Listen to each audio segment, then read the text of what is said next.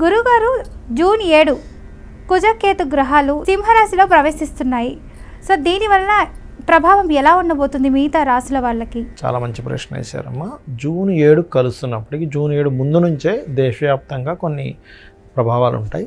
ముందుగా ఈ కుజుడు ఫైర్ కారకుడు, పేలుళ్ళు కారకుడు, ఆర్మీ కారకుడు, పోలీసు, వీళ్ళందరికీ కారకుడు. సింహరాశి అనేటువంటిది అధికారులని, రాజకీయ నాయకుల్ని తెలిపేటువంటి స్థానం అది.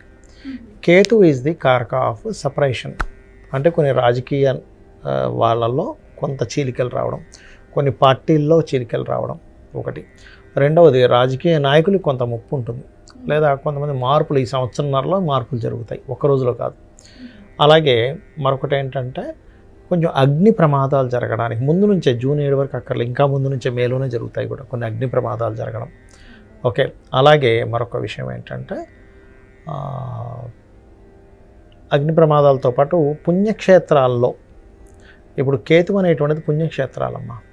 మనకి బద్రీనాథ్ కావచ్చు, మనకి నెక్స్ట్ చాలా ఉన్నాయి, మనకు దేశంలో ఎన్ని పుణ్యక్షేత్రాలు అయితే ఉన్నాయో, కాశీ కావచ్చు, లేకపోతే మనకి నెక్స్ట్ స్టార్ట్ అవబోతుంది ఎండాకాలం రాగానే మనకి అమర్నాథ్ యాత్ర స్టార్ట్ అవబోతుంది. ఇట్లా ఏవైతే ఉంటాయో, పూరి జగన్నాథ్ కావచ్చు, ఏదైనా బాగా రద్దీగా ఉండేటువంటి, అది హైదరాబాద్లో కానివ్వండి, ఇంకెక్కడైనా కానివ్వండి, వేరే వేరే పుణ్యక్షేత్రాల్లో ముఖ్యంగా సెక్యూరిటీని పెంచాలి ఈ 2-3 నెలలు కూడా.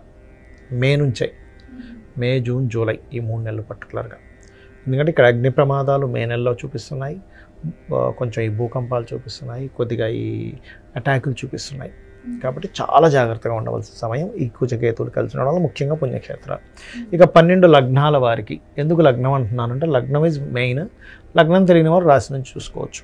అలాగే తులవారికి కనుక చూసుకున్నట్లయితే ఇక్కడ వీళ్ళకి కలిగేటువంటి జాగ్రత్త ఏమిటి, మంచి ఏమిటి అని చూసుకుంటే, గతంలో ఏర్పడిన కొన్ని మిస్అండర్స్టాండింగ్స్ సక్సెస్ అవుతాయి, క్లియర్ అవుతాయి. కాకపోతే వీళ్ళు కూడా వేరే ప్రదేశానికి వెళ్ళి, విదేశాలకు వెళ్ళి చదువుకునే విషయం కావచ్చు, తండ్రి గారి ఆస్తికి సంబంధించిన విషయంలో కావచ్చు, వీళ్ళు ఏదైనా ప్రాపర్టీ కొనుగోలు చేసుకునే విషయంలో కావచ్చు, జాగ్రత్తగా ఉండాలి.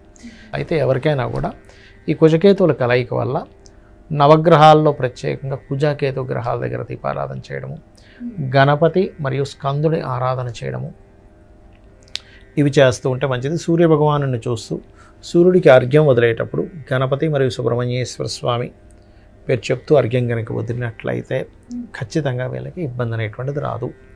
ఇది ముఖ్యంగా గుర్తుపెట్టుకోండి. నేను అందరికీ చెప్పేది ఒకటే, పుణ్యక్షేత్రాలకి, పుణ్యతీర్థాలకి వెళ్ళేటప్పుడు కేవలం పోలీసులు మాత్రమే వాళ్ళే మనల్ని రక్షించాలని కాదు, ప్రతి వ్యక్తి కూడా ఒక జవాన్ లాగా, ఒక పోలీసు లాగా అబ్జర్వేషన్లో ఉంటూ మనల్ని మనం కాపాడుకోవాలి.